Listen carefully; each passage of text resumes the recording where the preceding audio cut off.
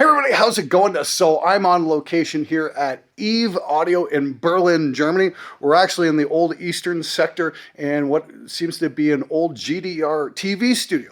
And I'm about to step into this gigantic anechoic chamber. This thing looks terrifying. I have no idea what's going to happen here.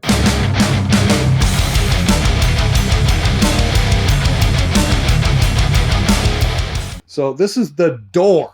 Okay. That's the weirdest thing ever. And there's the Eve Audio crew over there, and of course Max. Hey Max, how's it going? And we're gonna do an interview with them in a few minutes here and talk about how they're making their monitors for the home studios and whatnot. You guys seen Eve on the show quite a bit over the last couple of years. We had a set in Harmony. They were wonderful. We just did a review on the 3070s on the show quite recently, and yeah. Anyway, let's go see what this gigantic anechoic chamber is all about and hear the difference here. You can hear some echo on my voice right now. There's definitely a little bit of slapback reverb going on in this room I'm in. But let's see what happens when I step into this anechoic chamber. This is going to be terrifying. Here we go.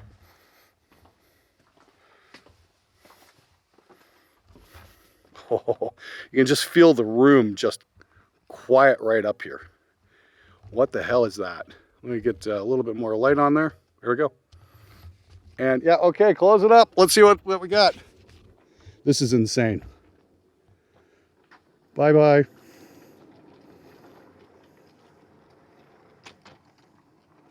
And it comes. And we're sealed in here. This is absolutely nuts.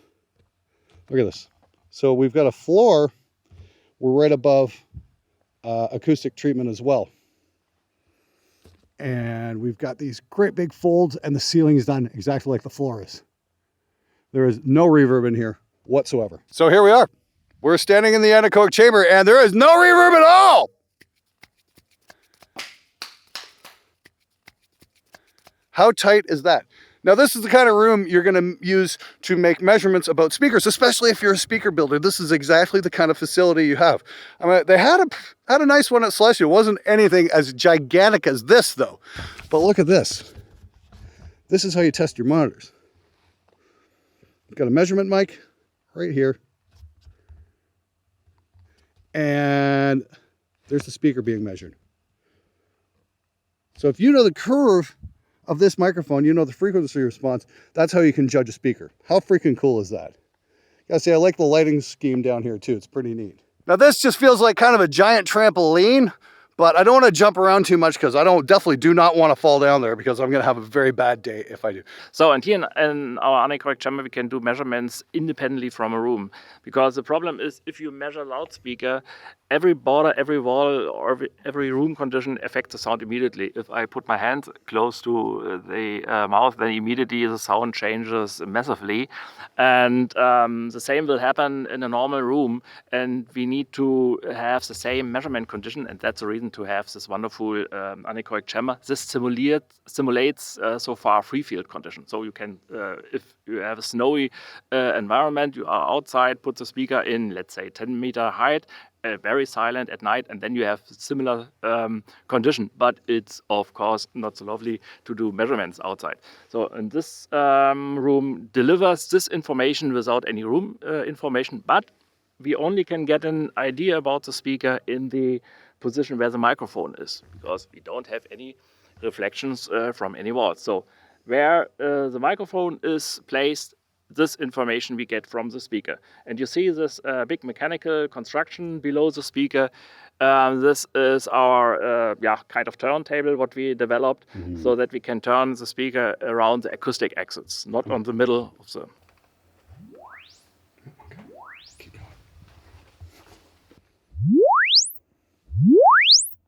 He's going to throw a board here by the monitor.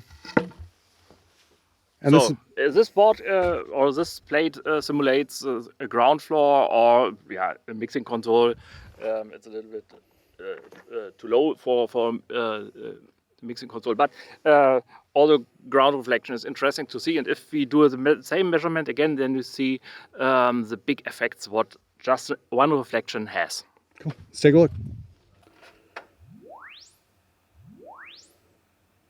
So let's see. Let's do the same measurement with the plate on the ground, and we see there are some changes already happen, and if we change the scale, what we normally do, then you see a lot of effects already just because of one reflection. And yeah, in a normal room you have all these windows and walls from the side, from the ceiling, from the ground, and it's a nightmare. That makes the room response much more complex. And so in the end, the red curve, the linear frequency response, is one side of a speaker, but the rest is room. Wow, look at that Response. So just that little bit of plywood added that much peaks and valleys to your sound. And how many dBs is that going up, or is that like? It's yeah, this area is 10 dBs. Holy shit! Yeah, and also in a very important frequency area. So you have already problems in the mids, and it's Wow. 500 to 1K, and it's significant. Okay, guys, there you go. There's some actual scientific confirmation about what I've been saying this whole time. Your room acoustics actually matter. So learn how to build your own traps, that kind of thing, and help prevent that wherever you can. So you get a clearer picture of what's going on, so your mixes will translate into the real world better. And yes, that means get your speakers off your fucking desks, you idiot! Okay, now we're gonna take a look at the exact opposite here of rooms. And this is the echo chamber. This is where we can hear how they sound with a reverb. This is crazy. Look at this. So they got a couple of monitors here. All this up. I'm almost afraid to make a sound in here.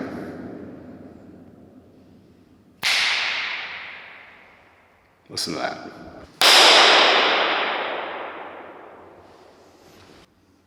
So just to illustrate what we can measure here is, if you see here, we have a flat frequency curve, or three flat frequency curves. It's these are three different versions of a 207, what we did for just R&D fun, let's say it this way.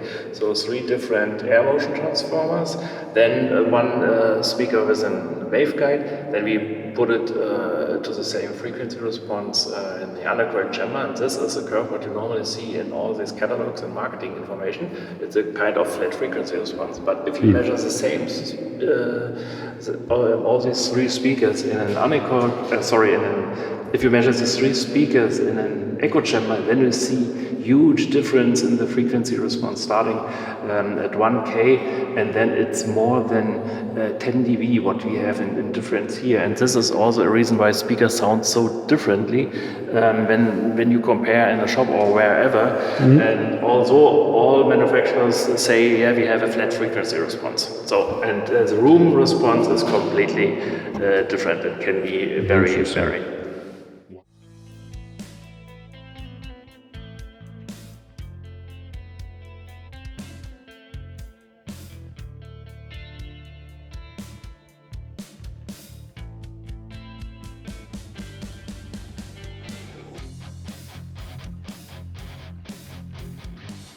Okay, so we've made it downstairs through that insanely U-boat inspired door into this old GDR era. This would have been the television studio. Yes, it was a television studio for the East German news. And today in East Berlin, nothing happened. And you're happy about it. yes. So, and you had a look around in the rooms, and you can understand that I could not say no to this wonderful studio facility. So, and now we recreate the studio, and of course, there's a lot of work to do that, air conditioning and room-in-room construction. So, yeah, the main idea was started with the idea that I need a reference listening room because I have an anechoic chamber and we have an echo chamber, and of course, all these R&D stuff is done there. In the end, we need to test the speaker in a certain studio environment, and of course, this is the room for that. Yeah, this is really going to be something. We were just taking a little walk out there, and it's like, okay, I've been, speaker designs are one thing, but now you're kind of getting into my territory when that's like, home studio construction. This is a little bit bigger deal than home studio construction, but you guys are doing the room within the room construction. You guys are floating the floor, and you're just saying you're going to put a third pane of glass to get some separation and whatnot. So. And you saw the printed piano already. Yeah, that's smart. That way you know where it's going to go. It's like, okay, is it going to work here? Is it going to work here? But we're going to put the 12-piece drum set and the 7 Marshall stacks. Yeah, we will see. We will see what the future brings. So we are not focused on a certain area of music, but who knows? In the end, we have to perhaps overdub different languages in Netflix production. Who cares? Nobody knows what the future brings. But the main idea is to have a real recording studio, what we can use also for our R&D stuff. Yeah, I mean, like, just even right now, before you've really done anything to it, I mean, like, it sounds really great in this room. Like, you can see all the little Helmholtz resonators here. They look like about 2 feet by 2 feet. And those are definitely back from the late 50s, early 60s design. Yeah. Like, you go to Sun Records in Memphis, and all the walls are done exactly the same way. It's all pegboard with, soft stuff behind it. And that's going to give you that low mid-frequency absorption that a lot of us are seriously lacking because we didn't bother putting acoustic treatment in our rooms. Yes, it is needed, and but here we are very careful to change this room because the acoustic is already very nice. It is very old looking, so perhaps we need to modern a little bit, but we are very careful to change the acoustic here. Okay. Sure, that makes sense. Okay, so now just going into a little bit of the history of what you guys are and whatnot, because I'm sure you got a bunch of guys who wonder what the hell's going on. So we got 3 competing companies in Berlin. We're all kind of using the same ribbon tweeter. Okay, Adam was first, then we got Eve, and now we've got Head. It's like, what's the Eve story? How did that get started? And what sets you apart from your competition?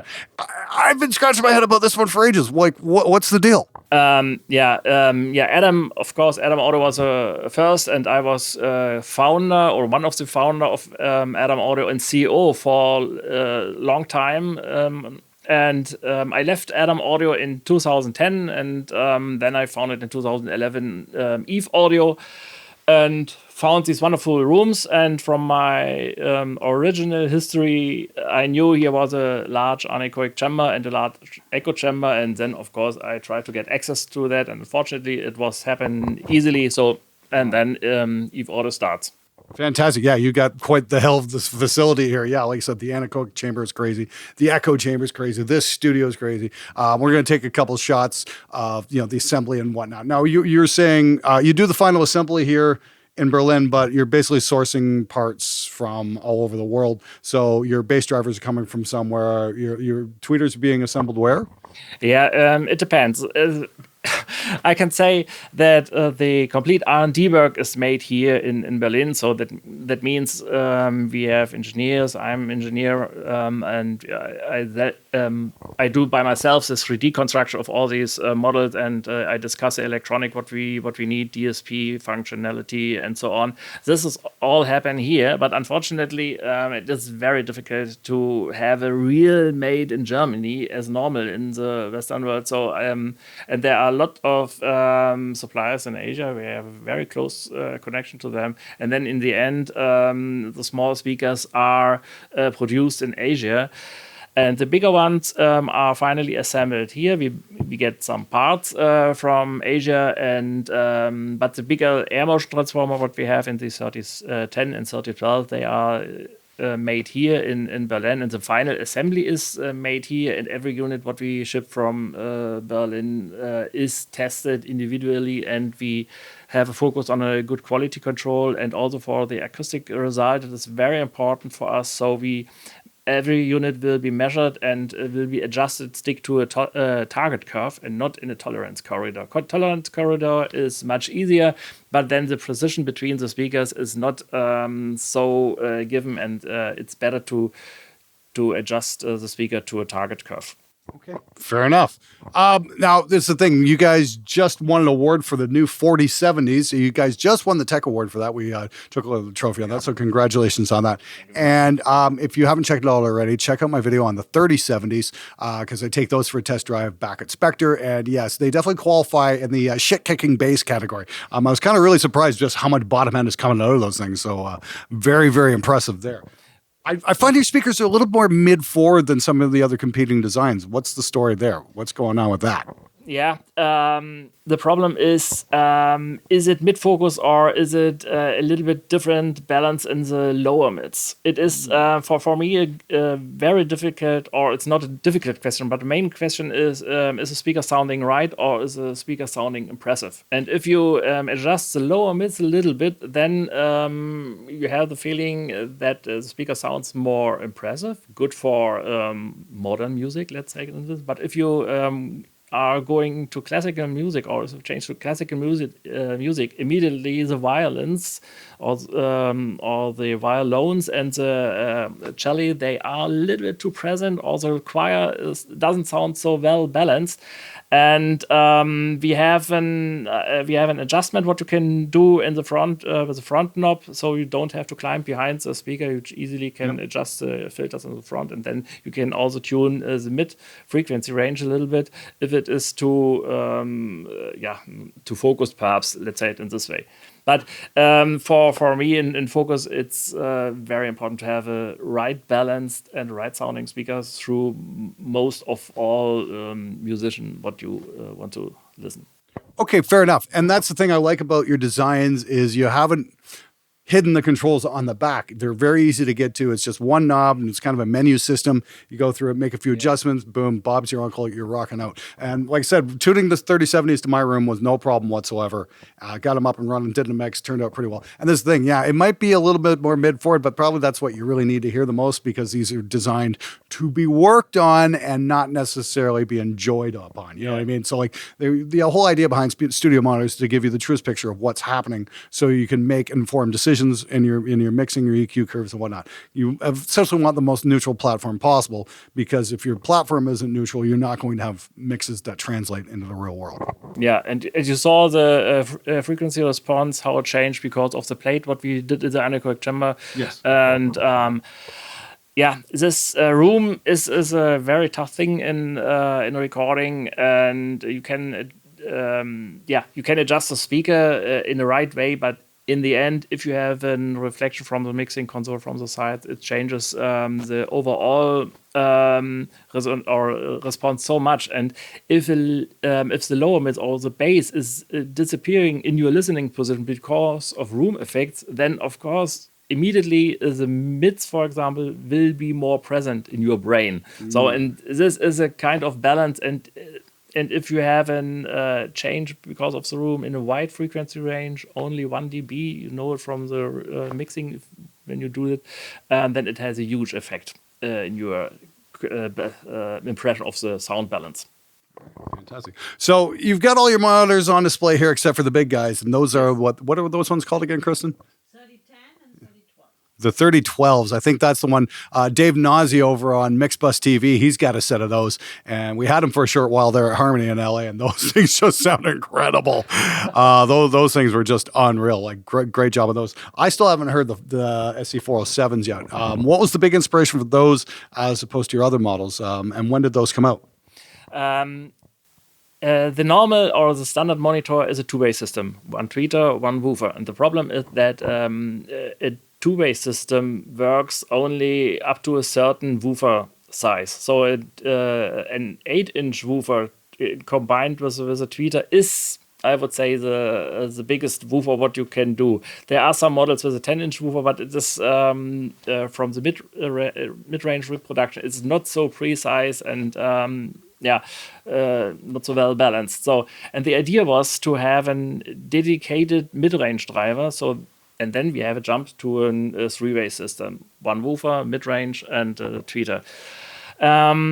We came up with the SC47, now the newer model, the SC4070, and the idea was to have, of course, a focus on the mid-ranges, not loud mid-range, I mean, but very precise mid-range, and then double woofer so that we have not easygoing bass. We have a powerful bass with a quite large diaphragm area, and then a smaller footprint of the SC4070 is the SC3070 with the real three-way system, but with only one woofer. So you can say the SC3070 is a small brother or sister of the 4070. Okay, great. So there you go. So I imagine there's lots of shit-kicking bass on those as well. I think we're going to take a listen to them here as soon as we're done shooting. All right, from Berlin, this is Eve Audio from the basement of an old East German TV station. It's super cool here.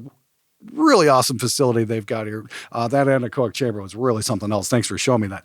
Well, it's a pleasure. Okay, but you can check out their products over at Toman, of course, and Alto Music in the States. Anyway, thanks so much for being on the show, Roland. I really appreciate it. Thank you very much. Thanks for showing us around.